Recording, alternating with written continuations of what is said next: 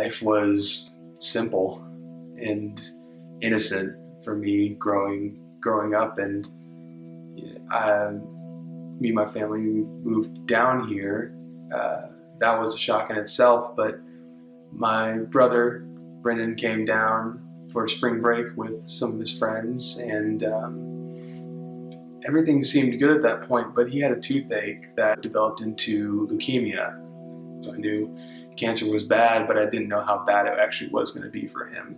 And so as the days went on, it got worse and worse, and he had to be hospitalized multiple times, and he was in and out. And me and Gail, my sister, were at home most of the time, and life was getting harder and harder. We were in a new place, nobody we knew, and my brother was slowly dying. And that was hard for me to grasp. I didn't know that you could die that young. I don't remember which summer it was. Time was kind of a blur, those 3-4 years. But when my brother had a seizure and had to stay in Vanderbilt and come back and have brain surgery, doctors gave him a 5% chance to live, and he was always there for me. He was always by my side. He always helped me and held me when I needed him. And he was just frail, and he reminded me almost of a raisin. That's everything about him. Just was a shell. He was trapped inside his own body. And after his brain surgery, we were trying to arrange for my sister's best friend, who was a sister to me, Kylie, to come down and see us. The very next day, after I had talked to her, my parents sat me down and told me that she was dead, that her boyfriend ran her off the road and she died on the spot in a car crash. And I had just talked to her, told her I loved her and that I'd see her in a week or so, and just gone. We went back for her funeral, and Kylie was always a lively, very small, we called her Smiley Kylie. And it's because she always had a smile on her face and was doing something silly. And we walked in for her visitation, and all that I saw was a shell of this girl that I once knew, and she was just gone.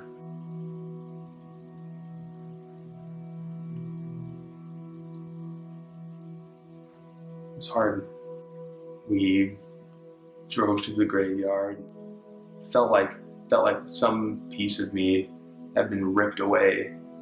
Kylie's gone. She was always there for me. I remember she was down with us when my brother got diagnosed, and I was in a rough spot, and she pulled me aside and encouraged me and really brought me up. And so who else was going to be there to lift me up? I felt like I had hit rock bottom. As a 12-year-old kid, I didn't feel like I had that much responsibility or anything to really even consider at that point. It was just kind of go to school, get home, have fun, and that's the day.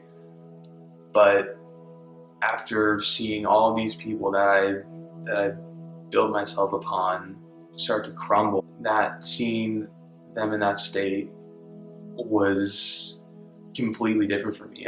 There were fights and smaller things that every normal family has when I was little, and it escalated to something else. Now the floor was falling apart for me. I was scared every morning. I woke up not knowing if it was going to be the last day that I had a brother, having my sister be there trying to do her best as a 16-year-old to take care of me. It was just me and her at home. My parents were at the hospital with Brendan the entire time. I didn't know what God was doing in my life, but it was a rough rough time. I felt insecure on a whole new level. My weight and my capabilities. I seemed, what I thought about my intelligence and what people thought about me in general was all negative, except for those who I loved and knew most. Everyone except for them seemed like an outsider. I felt like an outsider. It was a time that made me grow up, and I didn't want it, and I didn't know how growing up then would help me. I just wanted to be a middle school kid, going to high school with a normal life, normal friends, but that wasn't it. I didn't know why, but I would find out eventually. Time went on, and Brennan made it through the brain surgery and was starting to recover now. And they said it was going to be, some chemo treatments, but he was coming back. He had hit bottom, and now he was starting to come out of his own body, and he was becoming my brother again. But as he recovered, my family and myself also started to recover. I got to high school, and now my brother and sister were off in college and engaged, and things were getting better. I switched my world around and started to lose weight and see myself as God sees me, not how I wanted the world to see me, or how the devil told me I should be seen. So I lost almost 90 pounds and started to branch out and do things I hadn't done before. And it really, now through the past few years, I'm going to go into my senior year here, and I realized what God has turned this into for me. It was horrible, but it made me realize how much I want to help people in situations like that. It's hard to know how to handle that and to see the other side when someone's talking to you about it that hasn't been through something like that. That you think they don't know me, they don't know that scenario, but I want to try to be a tool for God to use, to say that it's through Him and Him alone that you can find rest. And I really flipped my life around at the time. It was awful, everything that happened, but I grew up, I felt like a little too fast, but God turned everything that happened into something good for my life in one way or another, and things just keep getting better and better. He led me into bowling, which is now grown into a major thing for me. It's on a national level even, and my brother is off debating and going to also get married this summer, which is crazy.